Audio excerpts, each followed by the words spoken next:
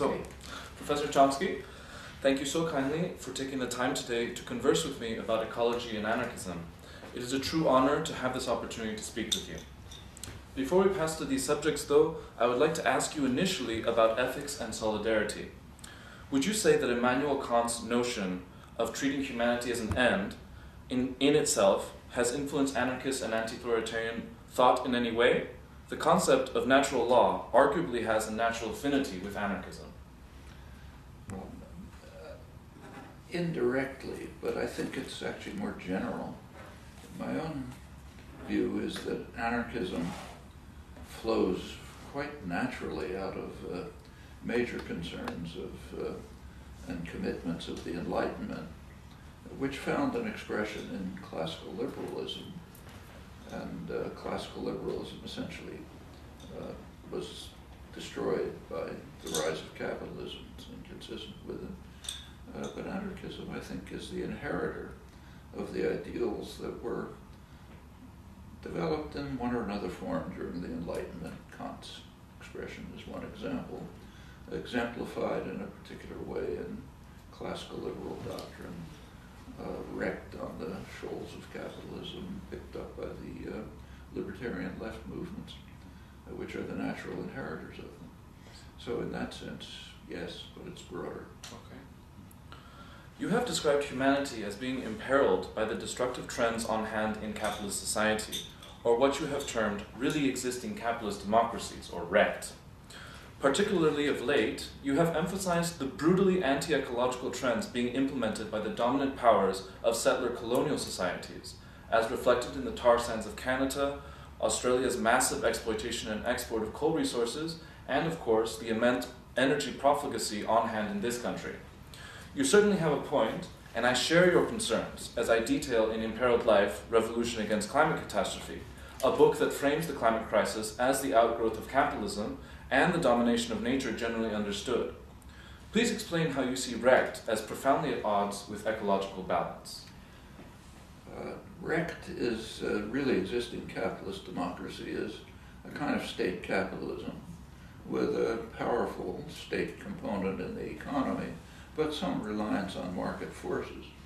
And the market forces that exist are shaped and distorted in the interests of the powerful by state power, which is heavily under the control of concentrations of private power, so there's close interactions. Well, if you take a look at markets, they are a recipe for suicide, period. In market systems, you do not don't take account of what economists call externalities. So say you sell me a car. In a market system, we're supposed to look after our own interests. So I make the best deal I can for me, you make the best deal you can for you. We do not take into account the effect on him. That's not part of a market transaction. Well, there is an effect on him. There's another car on the road, there's greater possibility of accident, there's more pollution, there's more traffic jams. For him, individually, it might be a slight increase, but this is extended over the whole population. Now, when you get to other kinds of transactions, the externalities get much bigger. So take, say, the financial crisis. One of the reasons for it is that, there are several, but one is that in market transactions, say if Goldman Sachs makes a risky transaction, they, if they're paying attention, cover their own potential losses. They do not take into account what's called systemic risk. That is the possibility that the whole system will crash if one of their risky transactions goes bad. That just about happened with AIG, the huge insurance company. They were involved in risky transactions which they couldn't cover. The whole system was really going to collapse. But of course, state power intervened to rescue them. The task of the state is to rescue the rich and the powerful and to protect them. And if that violates market principles, okay, we don't care about the market principles. The market principles are essentially for the poor. But systemic risk is an externality that's not considered, which would bring down the financial system repeatedly if you didn't have state power intervening. Well, there's another one that's even bigger. That's destruction of the environment. Destruction of the environment is an externality. In market interactions, you don't pay attention to it. If you're, say, take tar sands, if you're a major energy corporation and you can make profit out of exploiting tar sands, you simply do not take into account the fact that your grandchildren may not have a possibility of survival. That's an externality. And in the moral calculus of capitalism, greater profits in the next quarter outweigh the fate of your grandchildren. And of course, it's not just your grandchildren, but everyone's. Now, the settler colonial societies are particularly interesting in this regard because you have a conflict within them. Settler colonial societies are different than most forms of imperialism. Traditional imperialism, say the British in India, the British kind of ran the place. They sent the bureaucrats, the administrators, the officer corps, and so on. But the place was run by Indians. Settler colonial societies are different. They eliminate the indigenous population. So in read, say, George Washington, leading figure in the settler colonial society we live in, his view is, his words, we have to extirpate the Iroquois. They're in our way. They're an advanced civilization. In fact, they provided some of the basis for the American constitutional system. But they were in the way, so we have to extirpate them. Thomas Jefferson, another great figure, he said, well, we have no choice but to exterminate the indigenous, the Native Americans. The reason is they're attacking us. Why are they attacking us? Because we're taking everything away from them. But since we're taking their land and resources away and they defend themselves, we have to exterminate them. And that's pretty much what happened in the United States, almost totally. Huge extermination. Some residues remain, but in horrible conditions. Australia, same thing. Tasmania, almost total extermination. Canada, they didn't quite make it. There's residues of what are called First Nations around the periphery. Now, those are settler colonial societies. There are elements of the indigenous populations remaining. And a very striking feature of contemporary society is that throughout the world, in Canada, Latin America, Australia, India, all over the world, the indigenous societies, what we call tribal or aboriginal or whatever name we use, they're the ones who are trying to prevent the race to destruction everywhere. They're the ones that leading the opposition to destruction of the environment. In countries with substantial indigenous populations, like say Ecuador and Bolivia, they've actually passed legislation, even constitutional provisions called for rights of nature, which is kind of laughed at in the rich, powerful countries, but is the hope for survival. Ecuador, for example, was made an offer to Europe to leave, they have a fair amount of oil, to leave the oil in the ground where it ought to be, at a great loss to them, huge loss for development. The request was that Europe would provide them with a payment for a fraction of the loss, small fraction. Europeans refused. So now they're exploiting the oil. You go to, say, southern Colombia, you find indigenous people, campesinos, aboriginals, Afro-Americans struggling against gold mining, which is horribly destructive. Same in Australia against uranium mining and so on. At the same time, in these settler colonial societies, which are the most advanced and the richest, that's where the drive is strongest towards destruction of the environment. So you read a speech by, say, Obama, for example, at Cushing, Oklahoma. He gave a speech. Cushing, Oklahoma is the kind of center for bringing together, storing the the fossil fuels that flow into there and are distributed. And it was an audience of oil types.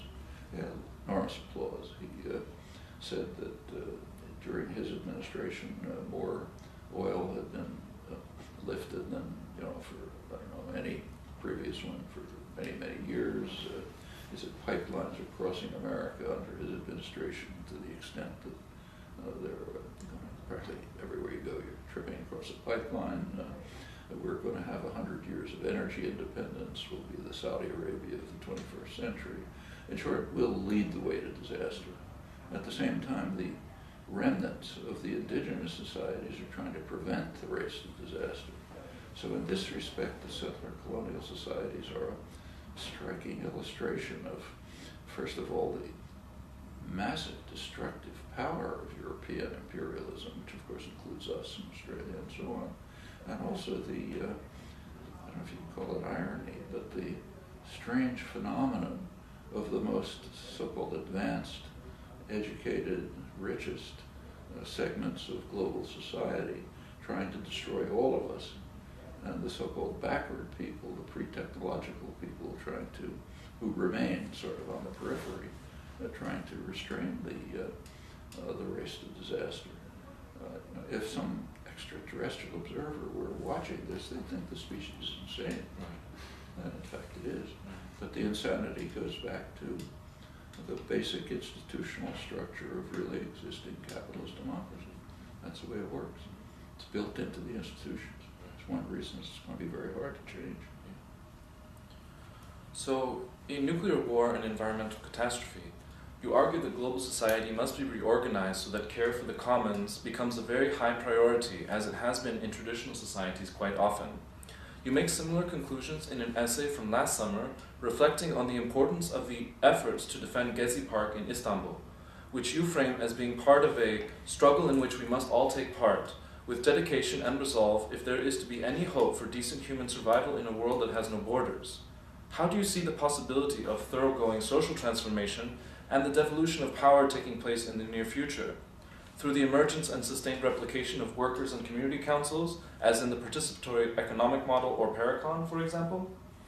Well, that's a well worked out, detailed proposal for one form of democratic control of popular institutions, the social, economic, political, others. And it is particularly well worked out in extensive detail. Whether that's the right form or something other, I think it's a little early to tell. My own feeling is that a fair amount of experimentation has to be done to see how societies can and should function. I'm a little skeptical about the possibility of sketching it in detail in advance, but that certainly should be taken very seriously, along with other proposals. But something along those lines seems to me a prerequisite for, first of all, for reasonable, just reasonable life, put aside the environment, just the way a society ought to work with people in a position where they can make decisions about the things that matter to them. But also I think it is a prerequisite for survival at this point. I mean, the human species is reaching a point which is unique in human history. Just take a look at species destruction. Forget humans. The species destruction now is at the level of 65 million years ago, when an asteroid hit the Earth and destroyed the dinosaurs and a huge number of species. Massive species destruction. That's being replicated right now under humans or the asteroid. And we're on the list, not far. In a speech reproduced over 20 years ago in the film version of Manufacturing Consent, you describe hegemonic capitalist ideology as reducing the life world of Earth to an infinite resource and an infinite garbage can. Even then you had identified the capitalist tendency toward total destruction. You speak of a looming cancellation of destiny for humanity if the madness of capitalism is not halted within this, the possibly terminal phase of human existence.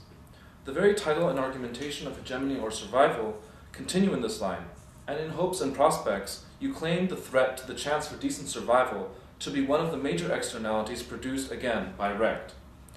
How do you think a resurgent international anarchist movement might respond positively to such alarming trends? Well, I think an emergent in my view, anarchism is just the most advanced form of political thought. As I say, it draws from the Enlightenment, its best ideals, the primary contributions of classical liberalism, carries it forward. Paracon, which you mentioned, is one illustration. Or they don't call themselves anarchists, but and there are others like it. So I think that a resurgent anarchist movement, which would be the peak of human intellectual civilization, should join with the indigenous societies of the world to take so that they don't have the burden of trying to save humanity from its own craziness. This should take place within the richest, most powerful societies. I mean, it's kind of like a moral truism that the more privilege you have, the more responsibility you have. It's elementary in every domain. You have privilege, you have opportunities, you have choices, you have responsibilities. In the rich, powerful societies, privileged people like us, we're all privileged people, we have the responsibility to take the lead in trying to prevent the disasters that our own social institutions are creating. It's outrageous to demand or even observe the poorest, most repressed people in the world taking the lead in trying to save the human species and, in fact, innumerable other species from destruction. Mm-hmm. So we should join them. That's the role of an anarchist movement. Okay. In Human Intelligence and the Environment, you raise the possibility of factory workers taking control of the means of production and autonomously deciding to break with business as usual, opting instead to produce solar panels or high-speed rail. This recommendation is entirely anarcho-syndicalist in nature, in keeping with your own proclivities. Indeed, it bears much affinity with the prospect of an ecological anarcho-syndicalism, a concept that has been advanced by the Environmental Union Caucus of the Industrial Workers of the World recently. A particularly promising proposal that the Environmental Union Caucus has made is that of an ecological general strike. In a similar vein, economic historian Richard Smith recently called for the mass shuttering of large corporations and vast swaths of industry as a means of giving humanity and nature a chance against climate destruction. Moreover, since the US military is the single largest contributor to the problem of anthropogenic climate disruption, the Pentagon should effectively be dismantled for this reason, among others, of course. How might activists present these pressing goals in ways that do not lend themselves to being dismissed as mere utopianism? Well, let's take the idea of converting industry to producing solar panels, mass transportation, and so on. That was not utopian. The U.S. government virtually nationalized the auto industry a couple of years ago. Not entirely, but took over large parts of it. There were choices at that point. If there had been a powerful movement of the kind that we're discussing with popular base, it could have pressed for something very realistic, which I think would have had support of the working class. Not be regarded as a strike will be regarded as a weapon against them. It's taking away their livelihoods, their survival. But there's something that could support them. Have them take over. The choices were two, really. Either the government rescues the auto industry at the taxpayer's expense, and hands it back to pretty much the original owners, maybe different faces, but structurally the same owners, and have them produce what they were doing before, which is destructive. That was one possibility. It's the one that was taken. The other possibility, which could have been taken, and with a sufficiently powerful popular movement might well have been taken, is to put those factories into the hands of the working class and have them make their choices rationally in the interests of themselves, their communities, the general society, and do exactly what you were describing. Produce solar panels. Let's say take mass transportation. Going back to markets, you take an economics course, they tell you markets offer choices. It's partly true, but very narrowly. Markets restrict choices, sharply restrict choices. Mass transportation is an example. Mass transportation is not a choice offered on the market. Like if I want to go home tonight, the market does offer me a choice between a Ford and a Toyota, but not between a car and a subway. That's just not one of the choices available in market systems. And this is not a small point. Choices that involve common effort and solidarity and mutual support and concern for others, those are out of the market system. The market system is based on maximization of individual consumption. And that is highly destructive in itself. It's destructive even for the human beings involved. It turns them into sociopathic individuals. But it also means that the kinds of things that are needed for survival are out of the market system, like mass transportation. That's the form of economic growth that could help preserve the hopes for survival. I don't think it was all unrealistic for that to have been done. There was nothing utopian about that. Now, as compared with things like, say, general strikes, I think that's a much better step to take. It's not saying let's throw a wrench in the machine and harm everybody in the interest of some longer-term goal. It's saying let's take a wrench and fix the machine so it can function right now with all of you guys working, doing better jobs, running it yourselves. You're better off psychologically, socially, in every respect, and you're also producing a world that makes sense to live in. That's, I think, the better way to proceed in general.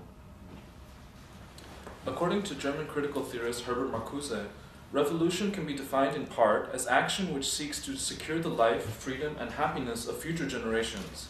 In light of looming catastrophic climate change, this definition would seem to hold a great amount of importance today. Within the modern Western revolutionary tradition, some of the most promising movements have arguably been Gracchus Babeuf and the Conspiracy of Equals, Rosa Luxemburg and the Spartacus League, and the Spanish anarchists. What would you say is the role of direct action in revolutionary struggle? This is, first of all, I think we shouldn't assume that revolutionary struggle is the only option. What we've just been discussing, for example, you could call reformist if you like. It's taking the institutions, reshaping them, reconstructing them, turning them into democratic institutions, and carrying out actions that are quite feasible and that would be beneficial for all of us. Is that a revolution, or is it a reform? Who knows? What's the role of direct action, say, in that? Well, the role of direct action would have been, realistically, for popular movements to have pressured the government to take that direction, which would not have been impossible. I mean, in fact, right now in the old Rust Belt, there is something like this happened in the old Rust Belt, a much smaller scale. Back in 1977, U.S. Steel, major corporation, decided to close their operations in Youngstown, Ohio, which was a steel town. It had been built by steel workers, by the union. It was a major steel town. That was going to destroy everyone's occupation, the community, society, everything. That's a decision made by bankers somewhere. They're not making enough profit. The union, the steel workers union, offered to buy the plants and have them run by the workforce. This was an effort that the corporation didn't want. Actually, it's kind of interesting. It would have been more profitable for them. But I think a class interest militated against it. This happens frequently. A multinational frequently will refuse an offer by the workers to buy out something they want to close and prefer to take the loss of just destroying it to having the president of worker-owned enterprises. That's what it looks like to me. I can't prove it. Now, corporations are totalitarian institutions. We don't get access to their internal decisions, but that's what it looks like. Anyway, the company refused, went to the courts. I think went all the way to the Supreme Court. The Stoughton Lind argued the case for this, for the community and the steel workers. They lost, but they could have won with enough popular support. Anyhow, after they lost, the steel companies were abandoned, but they didn't give up. They started, working people started developing small enterprises, worker-owned, which they tried to integrate into the community. And it's now proliferated significantly. Around Cleveland, Northern Ohio, there's quite a network of worker-owned enterprises, not worker-managed. There's a gap, but worker-owned enterprises, which can become worker-managed. It's expanding. Right now, there's an effort by the U.S. steel workers to make some sort of a deal with Mondragon, the huge Basque conglomerate, which is again worker-owned, the management selected by workers, but not worker-managed. And that's got some prospects too. So I think, so what is direct action? And well, all of these things are direct action. They're direct action geared to the existing circumstances. Direct action has to be based on an analysis of what the existing circumstances are and how an action can modify them positively. There's no general formula. You can't say direct action is good or bad. Sometimes it can be harmful, sometimes it can be beneficial. Sometimes it could be revolutionary, sometimes it could be reformist. You simply ask yourself what could be achieved now. So these developments in, say, Northern Ohio really are reformist. They're even supported by Republican governors and by some sectors of business. You know, it sort of fits their right-wing libertarian conceptions. Fine, let's pursue that. Nothing wrong with it. But you just have to, you just can't give general formulas for tactical choices. They depend on an exact, close analysis of the situation. Spartacists are a good case in point. Rosa Luxemburg went along with the Spartacist uprising, though she was opposed to it. She was opposed to it not in principle, but because she realized it was going to fail, it was going to be crushed. But out of solidarity, she went along with it and she was killed. Returning to the question of natural law, I would like to ask you whether you think natural right applies to non-human animals. In an interview from 2010, you acknowledged that there exists a moral case for vegetarianism, but at a recent talk at University College London, you claimed that animals cannot have the same rights as humans because, lacking reason, they cannot be considered to have responsibilities. Can you clarify what you mean by this? As you likely know, many anarchists and anti-authoritarians today consider vegetarianism and veganism essential to the project of reducing humanity's domination over nature. That makes sense, but that's separate from the question of whether animals have the same rights as humans. It's a fact that animals don't have responsibilities. We can't overlook that. If I have a dog, the dog has no responsibilities. Maybe I'd like it to bark when a criminal comes, but I can't say the dog's guilty if it didn't do it. So it's a fact that animals don't have responsibilities. Responsibilities are related to rights. This does not say you should murder animals, but it's a recognition of reality. And in fact, vegetarianism or veganism, I think, has a moral basis, but so do lots of other things. Like when you got here, you either drove or took public transportation, meaning you used energy. That harms the environment. You made a choice. Your choice was to harm the environment in order to come here so we could have this discussion. But we're making choices like that every moment of the day. Well, one of the choices has to do with whether people who, say, in the countries where there is meat but not much else, should they eat it? That's another choice. We have our own choices. We can't overlook the fact that we are constantly making choices which have negative effects. And this is one of them. There's an opportunity cost of vegetarianism. Like personally, I'm not a vegetarian, but the main reason, although I almost never eat meat, but the reason is just I don't have the time for it. I don't have the time to think about it. I don't want to think about it.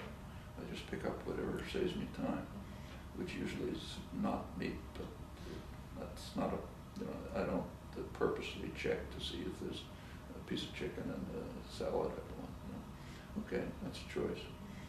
I don't think we should have factory farming. The free range business is mostly a joke. I understand that very well. But it's kind of like the choice of eating the office. We're always making choices like that. You can't avoid them. With regard to rights and responsibilities, they do relate. And I don't think we can overlook that. I mean, you could say the same about an infant. An infant doesn't have responsibilities. But the reason we grant the infant rights is because of speciesism. And you can't overlook that either. In theoretical terms, I sense a great affinity between the analysis you and Edward S. Herman present in Manufacturing Consent and the dissident cultural research engaged in by Western Marxists during the 20th century. You are famously given to quoting Antonio Gramsci saying, "Pessimism of the intellect, optimism of the will." I would like to ask whether you believe the US populace to be too conservative, distracted, and enthralled by the system to move radically against it. Do you think the public will become the second superpower you hope for in hegemony or survival? Well, I'm not sure the public is that conservative, frankly. There are some interesting indications to the contrary. So, for example, in 1976, the bicentennial of the Declaration of Independence, there were polls taken in which people were asked what they thought was in the Constitution. And nobody has a clue what's in the Constitution. But the answers basically were, do you think this is an obvious truth? If it is, it's probably in the Constitution. One of the questions was to each, from each according to his abilities, to each according to his needs. The majority of the population thought that was in the Constitution, because it's obviously true. In the late 1980s, there were polls taken asking people, do you think that a right to health care is in the Constitution? A very large proportion, I think maybe a majority of the population thought it's in the Constitution. If you take a look at polls generally, you find that even among sectors of the population that are considered very right-wing, you do studies of people who say, get the government off my back, I don't want the government. They turn out to be social democrats. They want more spending on health, more spending on education, more spending on, say, mothers with dependent children, but not welfare, because welfare was demonized by racists, Reagan and others. And this runs across the board, even on international affairs. So a majority of the population thinks that the U.S. ought to give up the veto of the Security Council and follow what the world population believes is right. You take a look at taxes, it's striking. There have been polls on taxes for about 40 years. And overwhelmingly, the population thinks the rich should be taxed more, they're undertaxed. Policy goes the opposite direction. Polls are not definitive. I mean, you have to inquire into why people are answering the way they do. There could be lots of reasons, but they're not insignificant either. And my own feeling is that people like Adam Smith were basically right, that there is a natural sympathy for others. And I think the rich and powerful understand that. I think that's one of the reasons why there's such a massive effort to destroy the institutions in the society that are based on solidarity. So, for example, why is the right wing, and in fact not just the right wing, goes over to Obama, so intent on undermining Social Security? It costs nothing, essentially. It's a very efficient program. The people survive on it. It works very well. There's no economic problems that couldn't be tinkered with. It's really marginal. But there's a major effort to destroy it. Why? It's based on solidarity. It's based on concern for others. There's a major attack on the public schools. Deep underfunding, vouchers, all kinds of things. Foundations are trying to undermine it. Why? Public schools are a major contribution to modern society. They're one of the real contributions contributions of American society, mass public education. Why destroy them? Well, they're based on solidarity. If you take the ideology that we're supposed to believe in, why should I pay taxes for the schools in my neighborhood? I don't have kids in school, I don't have grandchildren in school, I never will. Why should I pay taxes? Well, you know, if you pay taxes so that the kid across the street will go to school because you care about other people. But that has to be driven out of people's heads. It's a little bit like markets and consumption. Markets are favored by the economics profession, by the rich, and so on, up to a point. They really don't believe in them. They want the state, powerful state, to come in and save them if they're in trouble. But ideologically, they're preferred because they restrict human action to individual self-gratification, not mutual support, not protection of the commons. Actually, the commons are an interesting case. We're coming up to the 800th anniversary of Magna Carta. Magna Carta had two parts. One part was the Charter of Liberties. The central part was presumption of innocence. That's out the window. Okay, that's, you know, by now, the guilty means Obama wants to kill you tomorrow. That's the definition of guilty. Innocent means he didn't get around to it yet. But the other part of the Magna Carta was the Charter of the Forests. That's the part that's kind of, you find in the popular myth, like the Robin Hood myths. Robin Hood was protecting the commons from the predators. That's a big part of our history, you know, English history. The commons were cultivated by the general population. The commons were the forests, the fields, the source of fuel, food, welfare. You know, widows would pick things from the forest to survive, and it was nurtured. It was nurtured by the public. It was cared for. They weren't let to grow into jungles. They were carefully cared for. The Charter of the Forests was an effort, not by the population, by the barons, to protect the commons from the king. But the population wanted to protect the commons for themselves. Then you move into the capitalist period, beginning with the enclosure movements, which drove people off the land and so on. And you have a destruction of the commons. Today, in the capitalist ethic, there's a concept called the tragedy of the commons, which you study in economics, which teaches you that if you don't have private ownership of the commons, it's going to be destroyed. Well, based on capitalist morality, that's true. If I don't own it, what should I try to preserve it? But in ordinary human life, that's just totally false. Privatization is the tragedy of the commons. We can see that, in fact. When you privatize the commons, it gets destroyed for private profit. If the commons are kept under common control, they're cultivated and nurtured, because people care about each other. They care about the future. Well, okay, I think these are very different. When you ask, is the population conservative? I doubt it. I think that these are deeply rooted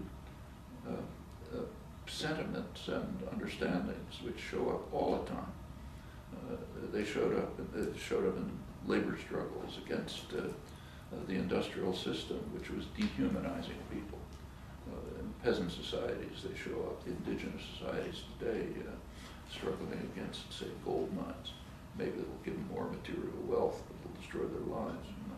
You find this everywhere. And in the great thinkers of the past, people we are supposed to admire, like Adam Smith, it's his central doctrine. All right, last question. Actually, it's kind of interesting. If you look at Smith, everybody knows the phrase invisible hand. And practically nobody looks at how he used the phrase. He rarely used it, a couple of times. One of the uses is when he discusses what would happen. It's an agrarian society he's talking about. What would happen if some landlord controlled almost all the land? What would happen? He says, well, out of his natural sympathy and concern for other people, he would distribute the wealth. So as if by an invisible hand, society would end up being egalitarian. That's the invisible hand. The other major usage of it actually is in an argument against what we call a neoliberal globalization. He considers England, asks what would happen if in England the merchants and manufacturers decided to invest abroad and import from abroad. He says, well, they would gain, but England would suffer. However, they have a kind of a natural tendency to want to function in their own society, a kind of a home bias, it's sometimes called, like an affinity to their own society. So as if by an invisible hand, England will be saved from the ravages of what we call neoliberal globalization. That's not what you're taught, but they're coming from a different era. That's the pre-capitalist era, and conceptions were quite different before capitalist morality distorted them. All right. Well, many thanks, Dr. Chomsky, for speaking with us today.